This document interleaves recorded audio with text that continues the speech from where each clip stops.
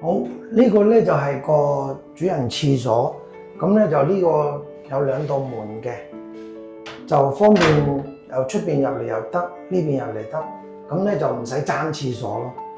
咁呢個就係頭先所講嘅鎖門啦，咁就呢邊就鎖咗，呢邊亦都鎖咗嘅。要開嘅時候咧就開呢個，咁啊兩邊都開得啦。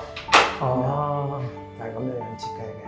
咁就可以 share 到個廁所。係啦，兩面 share。亦都就唔會尷尬開到門。係啦，同埋咧就呢個咧就浴缸度咧就佢哋淨係用咗個浴簾嘅。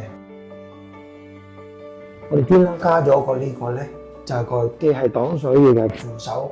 我哋專登做咗個咁樣嘅位嘅，因為佢你攬出嚟嘅時候咧，就驚住如果冇嘢扶手啊嘛，嘢度。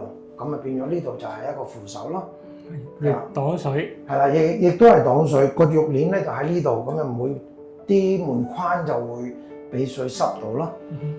係啦，好多鏡。係啦，鏡就比較大件啦，咁啊等佢照得多啲啦。咁呢個就開住咗嘅，咁呢度擺嘢咯。咁啊，其餘嗰啲就收咗喺裏邊。咁都係基本嘅做法啦。我哋就咁樣收咗，又冇抽手啦。又都係圓角啦，都係圓角啦，同埋咧就個廁紙架咧，我就收埋喺呢裏邊啦，咁就唔需要額外再裝啲明裝個位置咯，慳位啲，慳位啲係啦。好，呢個咧就係個客廁啦，就又係用個浴簾嘅，咁呢個有個擋水嘅扶手啦，咁啊標準嘅企缸去水。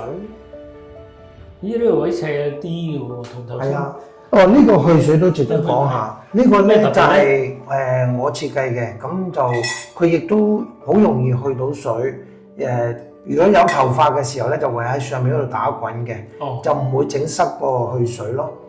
哦，係啦，好容易攞出嚟。係啦，又容易拎出嚟清潔，咁樣放翻正佢。因為平時嗰啲窿咧比較大嗰啲咧，就啲頭髮會跌咗落去，所以我專登設計咗一個咧，就又去到水，又阻隔到頭髮嘅。仲有一個扶手啦，跟住背後咧就浴缸，背後咧就係個毛巾架啦，呢度亦都有個擋水條啦，咁樣。係啦。咁至於呢個台咧就夠長啦，咪整咗幾個櫃桶俾佢。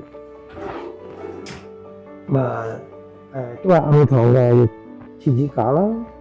咁我哋呢幾隻門咧都係開單向嘅，咁樣樣。係啦，咁咪冚住晒咯，就咁樣。咁啊上面有燈啦，呢度都有一個細開窿位啦，咁啊等佢方便擺住啲咁樣少少嘅嘢喺出邊啦。好實用啊！就咁樣。同埋原先嘅天花咧就矮身啲嘅，咁我咧就將個邊根嗰啲咧就抽高咗。原先嘅天花就嚟呢度咁矮嘅，覺得就舒服啲喎。係啦，多咗將近3寸到啦，咁就整體抽高咗啲咯，空間咁大好多。係啦。咁嗱呢一個地仔咧，就喺呢度就發揮功用啦，因為佢行入嘅時候又唔會棘親，係啦，咁樣咯。嗱，棘到啦，後尾出嚟嘅時候咧，咁又咁咯。係啦，好用。